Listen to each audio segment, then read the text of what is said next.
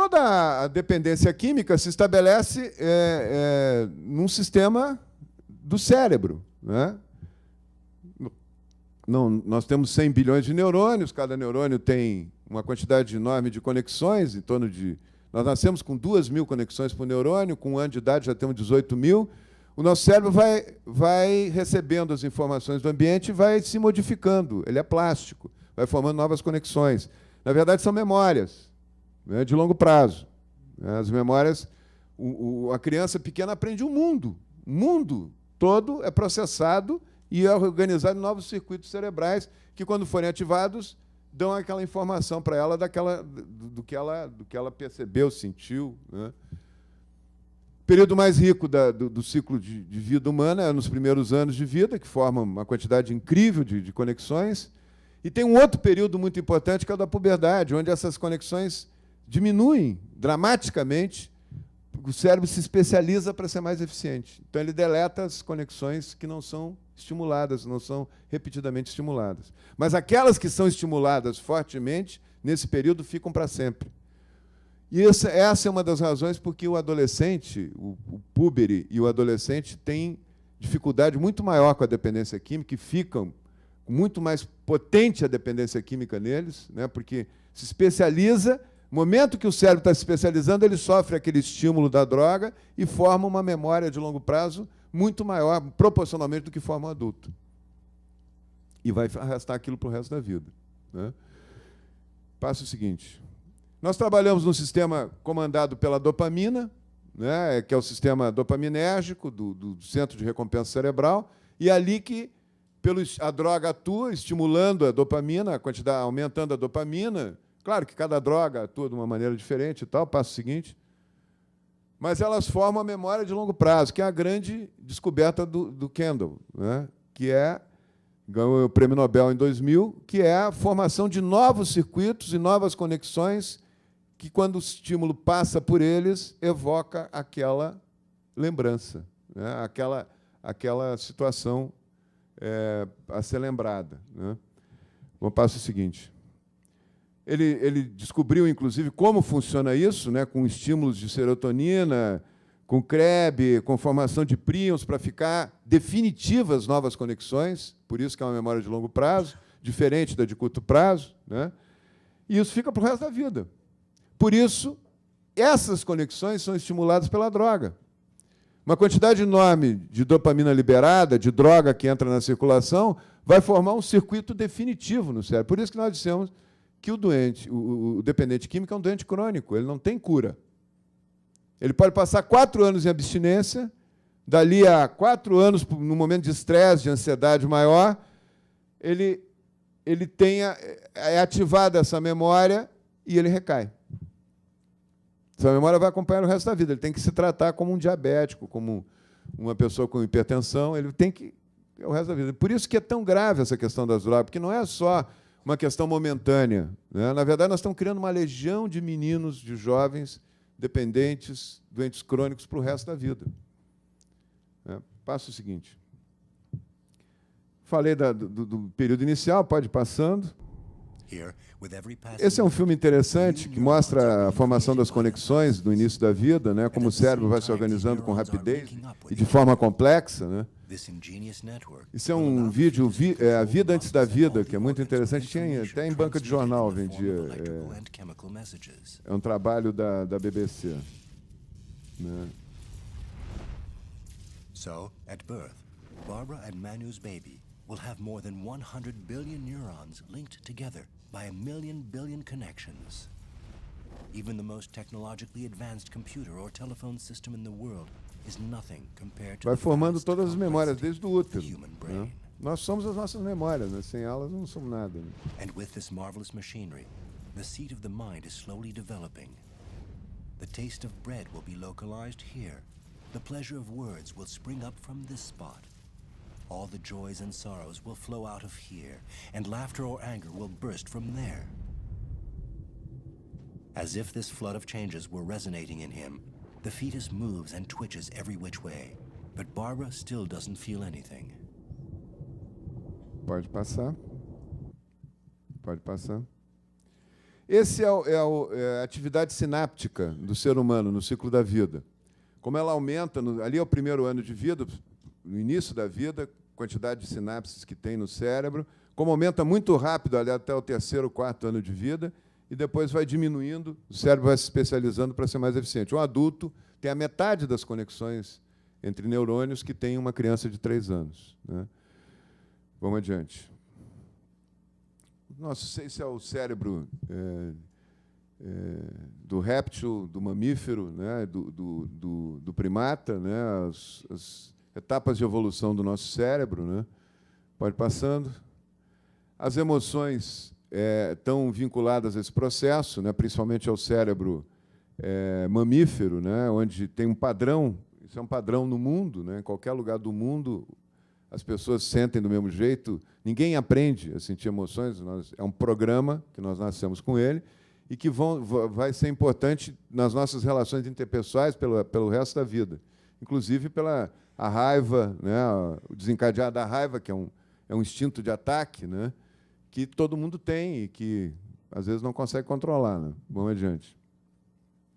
Os universais humanos do Donald Brown, né? O adorno corporal, afeição expressa e sentida, ambivalência, antônimos, armas, assistência às crianças, brincadeiras, orgulho, sugar feridas, isso existe em qualquer tribo do mundo, em qualquer lugar do mundo. Isso não é uma coisa aprendida culturalmente. Isso é um programa que o ser humano tem de adaptação à sobrevivência que ele executa, né, ao longo da vida. Vamos adiante. Esse é o sujeito com raiva. Né? Quando ele está com muita raiva mesmo, ele dilata as artérias do braço para poder atacar, dispara o coração, né? Um impulso para ataque. E quando ele está com medo, dilata as artérias das pernas, né? Em vez de dilatar do braço, para ele poder correr, né? Para poder fugir. Então, é um processo complexo, é só para mostrar isso. Depois nós vamos voltar a falar sobre a questão da violência. Né? Essa é a base da violência, né, do comportamento violento. Vamos adiante. Esse é o centro de recompensa cerebral de um rato, que não é muito diferente do humano. Né? É o núcleo tegmentar ventral, o núcleo accumbens, a ligação entre eles com os dopaminérgica. Né? No núcleo accumbens atuam mais a anfetamina, a cocaína, os opiáceos, canabinoides, a fenciclidina, a ketamina. E no tegmentar ventral, os opiáceos, etanol, barbituratos, benzodiazepínicos e a nicotina. E criam a dependência. Né? Vamos adiante. É o crack, vamos adiante. O crack já atingiu 4% da população americana. Cerca de 8 milhões de americanos com 12 ou mais anos afirmam que já utilizaram crack alguma vez na vida. Diminuiu. O crack hoje tem menos de 1% na população americana, a incidência de crack. Né? Como diminuiu a violência também na sociedade americana. Hoje tem 1/3 dos homicídios que tinha na década de 80 nos Estados Unidos. O Brasil é o contrário. Né? Vamos adiante. Essa aí é a curva da violência nos Estados Unidos. A incidência e prevalência de cocaína e também como ela cai. E quando cai por repressão, os Estados Unidos têm um regime muito rigoroso na questão das drogas, né? Repressão e tratamento, né? Ele reduz a incidência de cocaína, de crack. Os Estados Unidos foi o primeiro lugar do mundo a ter crack, na década de 80. Quando reduz os homicídios também. Os Estados Unidos teve uma redução dramática do número de homicídios. Né? Então, essa história de dizer que a guerra contra as drogas foi perdida nos Estados Unidos, olha aí, o exemplo dos Estados Unidos não tem. Os Estados Unidos reduziu o número de pessoas doentes e o número de mortes violentas. A agressão e a impulsividade, quando nós falamos em independência química e violência, nós estamos falando em impulsividade. Né? Então, coisas que alteram isso são os genes. Tem genes, não genes que tornam a pessoa violenta, mas genes que aumentam a impulsividade. Né? O MAO-A, né? A monaminoxidase A, tem um gene determinado, conforme se é um gene, um alelo curto, ele tem uma impulsividade maior ou menor. Gênero, o homem é muito mais agressivo, né, do que a mulher. Ambiente, né, cultural, o risco do ambiente, pobreza, tudo isso gera também impulsividade e agressão, abuso de substâncias e transtornos psiquiátricos. Só para mostrar, pode ir passando, só para mostrar os índices de transtornos psiquiátricos. Né, não estou ensinando nada para ninguém, mas só para fazer uma reflexão juntos. Alcoolismo, em torno de 12%, 18% dos homens são alcoólatras, né? As drogas ilícitas, dá 4% a 6% no total. Crack, 0 a 1%, eu acho que o crack já é mais de 1%, né? Ontem nós tivemos um debate, uma pesquisa da Unifesp, que fala que nós temos 2.800.000 brasileiros já dependentes do crack e da cocaína, né? Então, está em torno de 1,5% por aí. A depressão é 10%, transtorno de déficit de atenção, 5,6% da população, esquizofrenia, 1%, transtorno opositor, né, desafiante, de 2% a 16%, transtorno de conduta, 5%, transtorno de personalidade antissocial, 2%, transtorno borderline, 2%. É claro que ninguém tem isso sozinho, às vezes estão misturados, né, tem comorbidade. Aliás, eu quero dizer uma coisa, que mais da metade dos dependentes químicos tem comorbidades com transtornos importantes que têm que ser tratados também, senão não resolve. Vamos adiante. Então, o cérebro, o metabolismo do cérebro é profundamente alterado pelas drogas. Vamos adiante. As comorbidades, por exemplo, do transtorno de déficit de atenção, são muitas. Vamos adiante. Esse é o livro chamado Drug Abuse, um livrão lá que procura ter os consensos de pesquisas e tal, né, dos Estados Unidos. O Andrés Pumariaga, que diz: transtornos do humor, incluindo depressão e transtorno bipolar, têm alta comorbidade com abuso de substâncias na adolescência. Entre 60% a 80% dos adolescentes com dependência química têm alguma outra forma de psicopatologia, além da patologia da adolescência, né? Da adolescência normal, que é uma patologia e tanto, né? Vamos adiante. Agora, só para terminar, eu queria mostrar para vocês, antes de citar os itens da lei, os mitos que se criam nessa discussão. Tem mitos. O mito da maconha, então, é um mito incrível. A maconha é uma coisa muito boa. Tu pega nas redes sociais, a maconha é uma coisa ótima. Tem um neurocientista lá, o Dr. Dartiu, da Universidade de Campinas, diz que a coisa mais perfeita que tem na natureza é a maconha, né? Que dá coisa mais... Então, a gurizada que não conhece o assunto começa, mas isso é uma coisa boa, começa a experimentar. Hoje a maconha tem 10 a 15 vezes mais tetraidrocannabinol que a maconha do movimento hippie, né? E a dependência acontece muito rápido. Os jovens, os adolescentes ficam dependentes com muito mais rapidez e numa intensidade muito maior. 50% dos adolescentes que usam maconha ficam dependentes para o resto da vida, né? E a coisa mais interessante, eu tuito muito e discuto em rede social e tal, o pessoal jura que não causa problema nenhum. Até tem um muito engraçado, diz: há 30 anos que eu fumo maconha todo dia, não sou dependente, né? Não sou dependente. E a maconha tem trabalhos longitudinais mostrando, na Noruega, pegaram um grupo grande de pessoas que usam maconha regularmente, com um grupo que não usa. Ao longo da vida, o desempenho funcional e tal é sempre muito mais baixo do que o grupo, os déficits cognitivos, de memória. A quantidade de esquizofrenia é 10 vezes mais esquizofrênicos no grupo, não é anterior, é depois que começa a usar a maconha, do que no grupo que não usa, né? Então, nós estamos falando... Sem falar nas comorbidades. A pesquisa da Unifesp mostra que 2 milhões de brasileiros usam maconha e crack, né? Se misturam. Mas a porta de entrada é o álcool. Eu acho que o álcool é uma grande porta de entrada, mas a maconha também é. Não vamos tirar a responsabilidade da maconha, né? Bom, aí Portugal virou um mito também.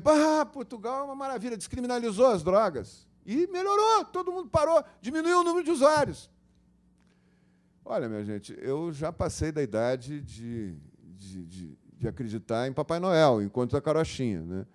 Como é que tu, descriminalizando, não sendo mais crime, tu andar com a droga no bolso, tu vai diminuir o número de usuários? Me contem, como é que isso pode acontecer? E outra coisa, descriminalizar sem legalizar não existe. A descriminalização é o primeiro passo da legalização. Como é que tu vai... Não é crime comprar, mas é crime vender. Que paradoxo é esse? Como é que se resolve isso? É legalizando. Portanto, quem não defende medidas mais rigorosas em relação às drogas está defendendo a legalização, vai na direção da legalização, não tem outro caminho. Eu comparo o Portugal com a Suécia. Tem muitas diferenças culturais? Tem, mas são países da Europa com a mesma população, né? Só que Portugal está descriminalizando, entre aspas, que não é uma descriminalização também muito meia boca, né?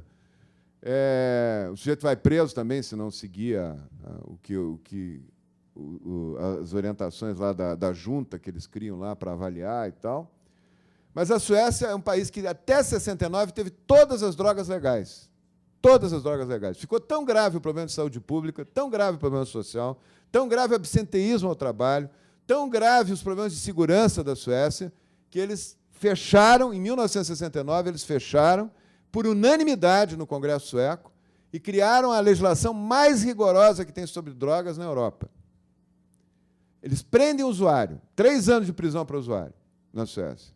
Eles cadastram o álcool, é concessão pública.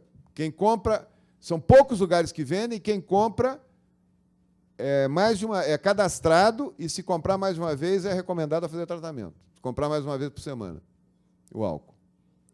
É um regime duríssimo. Resultado, a Suécia hoje tem 90 homicídios por ano. 10 milhões de habitantes. O Rio Grande do Sul tem a mesma população, o Paraná tem a mesma população. Quantos homicídios nós temos?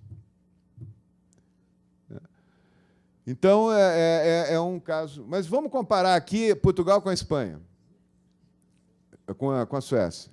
Esse é o livro, Descriminalização em Portugal, lições para programas de sucesso e tal, que foi amplamente divulgado, que é hoje o grande discurso dos que querem liberar, dos que querem descriminalizar e liberar as drogas. Né?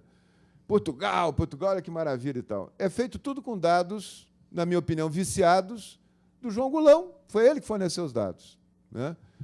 Esse é um sistema que nós criamos lá no Rio Grande do Sul para enfrentar. Nós tínhamos aumento de internação em hospitais, criamos vagas para desintoxicar. Depois eu vou falar sobre o projeto. Não é a baixa compulsória que nós propomos no projeto de lei, é a internação involuntária. É diferente. A compulsória ela tem um caráter mais do processo judicial, com a decisão final do juiz. Nós tiramos isso da lei. O juiz vai poder entrar a hora que ele quiser, né? Não precisa de ter ali uma referência sobre isso. Mas nós queremos a baixa voluntária e involuntária. Né? E a voluntária é a pessoa querendo. Eu não conheço nenhum usuário de droga, de crack, que quer se tratar nos primeiros anos. Se vocês conhecerem, me contem, que eu quero conhecer o rapaz, né? Porque não tem. Né? Eles vão se deteriorando fisicamente, vão ficando numa situação, vão pegando doença. A Unifesp fez uma pesquisa mostrando que metade dos usuários de crack morrem de tiro ou de violência e a outra metade morre de doenças, inclusive da AIDS. Há um recrudescimento da AIDS. Né? Eu pergunto para vocês, qual é a liberdade que tem uma menina adolescente que vive numa Cracolândia, que tem que trocar, tem que fazer sexo para conseguir a pedra a cada dia? Que liberdade? Isso é direito humano? Isso é liberdade? Ou ela vai ter os seus direitos garantidos, a humanidade garantida, se ela for acolhida e for tratada, ou pelo menos desintoxicada. Nós não estamos propondo a internação involuntária para ficar numa comunidade terapêutica 1 ano. É só a desintoxicação, é 15 a 45 dias. Desintoxicou, a pessoa decide se ela quer continuar ou não. Agora, a confusão mental, que tem uma pessoa que está dormindo na rua, já vendeu tudo que tem, está comendo o resto de lixo, já não consegue mais fazer nada, trabalhar, estudar, não consegue fazer nada, a confusão mental que essa pessoa está, é impossível ela saber o que é importante para ela, para a vida dela, né? Para a saúde dela. Então, nós temos uma fase pós-hospitalar, a gente propõe voluntariamente que sejam as comunidades terapêuticas, para ficar em abstinência. Como o crack, todas as drogas estão vinculadas a uma questão de memória de longo prazo, elas têm que diminuir a força dessa memória. Eu duvido, e faço essa afirmação publicamente aqui, eu duvido que consultório de rua dê resultado prático em fazer as pessoas entrarem em abstinência e parar de usar crack. Eu duvido. Porque se ele não consegue tirar a pessoa dali de onde ela está, do ambiente que ela está, ele não consegue fazer uma diminuição da memória, né, da doença crônica. Não consegue. Redução de danos tem que fazer o tempo todo. Não podemos deixar que o problema se agrave. Agora, redução de danos é redução de danos. Só isso. Nada mais. Quem prega a redução de danos como uma opção ao atendimento ao crack e tal, está falando de uma coisa pela metade, menos da metade. Porque o ideal é que a pessoa fique em abstinência. A maior vitória que nós podemos ter é é uma pessoa ficar em abstinência prolongada e poder voltar a estudar, poder voltar a trabalhar, poder voltar a ter uma vida mais normal possível. É isso que nós queremos. Não é só que ela não tenha AIDS ou que não tenha isso ou daquilo e fica lá drogada o tempo todo. A gente coloca os CAPs, álcool e drogas depois que a pessoa ficou um período longo de abstinência, então ela começa o tratamento em CAPs, álcool e drogas. Esse é o esquema do Rio Grande do Sul que nós criamos lá, né? E depois a parte de ressocialização. Tudo isso tem no projeto de lei. Vamos adiante. O projeto de lei classifica as drogas. Esse é o original, ele foi modificado. A comissão especial modificou o projeto de lei. A gente tinha a classificação das drogas e aumento de pena para os traficantes conforme o tipo de droga. Isso caiu na comissão especial. Ficou só um aumento da pena mínima. Qual é a lógica disso? É a lógica da epidemia. Quanto mais vírus no ambiente, mais gente doente vai ter. Quanto mais droga sendo oferecida na rua, mais gente com dificuldade até de controle de impulso e tal vai usar a droga e vai ficar dependente. O crack, 2, 3 vezes, já está dependente, né? Então, é para diminuir, não é para... Ah, mas o Rio Grande do Sul está propondo, por exemplo, que tem prisões especiais. Estão com uma proposta lá, junto com algumas prefeituras, de construir um centro, que, na verdade, é quase uma clínica lá para as pessoas ficarem lá, os traficantes e tal, inclusive se tratando quando eles têm dependência. Para mim, eu quero que eles não fiquem na rua. Um traficante na rua, um traficante solto, custa 40 vezes mais do que ele preso. 40 vezes mais do que preso. Porque ele solto, ele vai vitimar em torno de 20 a 40 pessoas por ano. Vão passar a ser dependentes, e cada tratamento de um dependente é mais caro do que o que se paga, que custa um traficante preso. Então, ele é solto, é muito mais caro do que preso. Introduz a baixa involuntária, que é a pedido, vamos resgatar a família, minha gente, nessa história. Sem a família, nós não temos nenhum tipo de recuperação das drogas. É muito difícil. A família pede e o médico determina. Vamos resgatar o papel do médico também. O médico sabe muito mais que o juiz o que é importante ou não para a internação, né? O juiz tem que perguntar para o médico, né? Então, o juiz vai entrar a hora que ele quiser, eu não estou contra o juiz aqui, né? Mas eu tenho que... Nós vamos fazendo uma escala muito maior, vamos antecipar o tratamento, o início do tratamento, pelo menos. Ah, mas não, involuntário não dá certo, porque eles não seguem o tratamento, eles não ficam em abstinência. Bobagem, bobagem. É a mesma probabilidade do voluntário. Todos os trabalhos, inclusive do NIDA, do National Institute of Drug Abuse, que eu recomendo que vocês olhem a página, NIDA, dos Estados Unidos, que é o maior centro de pesquisa do mundo hoje sobre isso, né, diz é a mesma probabilidade, o voluntário e o involuntário, porque o problema é um transtorno mental grave. Né? Ele tem recaída, sim, mas o voluntário também tem recaída, vocês sabem, quem tem parente sabe disso. É a mesma coisa do álcool, a mesma coisa. O ZAA tem uma máxima boa, né? Não existe ex-alcoólatra, não existe ex-drogado. Eu faço a transferência para a questão da droga. Existe alcoólatra em recuperação e tem que evitar o primeiro gole todo dia, é isso, né? E uma boa parte não consegue, voluntária e involuntariamente. Então, mas qual é a vantagem da baixa involuntária? A família detecta precocemente os sinais, ele entra no sistema para tratamento antes de estar na Cracolândia.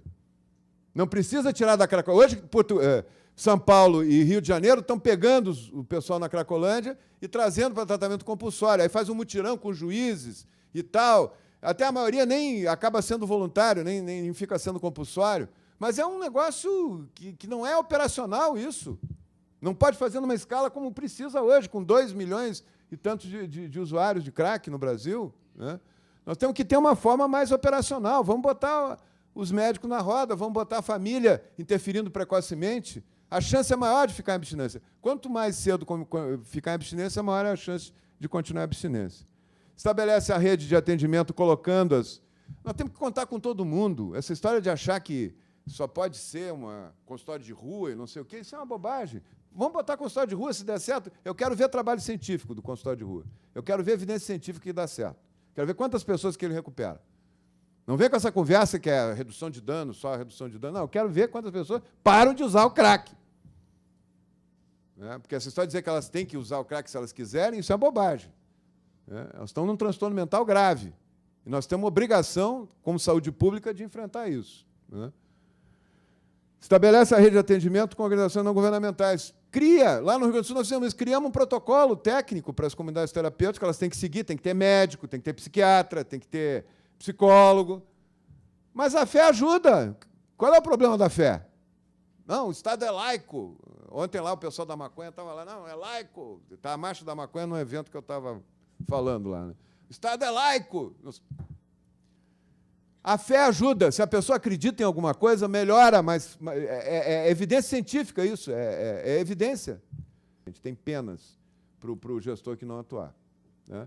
Esse é o projeto. Acho que nós estamos realmente numa situação dramática, ou nós agimos ou não agimos, ou liberamos. Nós estamos nesse dilema. Eu acho que nós temos que agir com rigor, e pela primeira vez a presidente Dilma lançou um programa abrangente, só que ela não consegue executar por causa da ideologia dos seus funcionários. Né?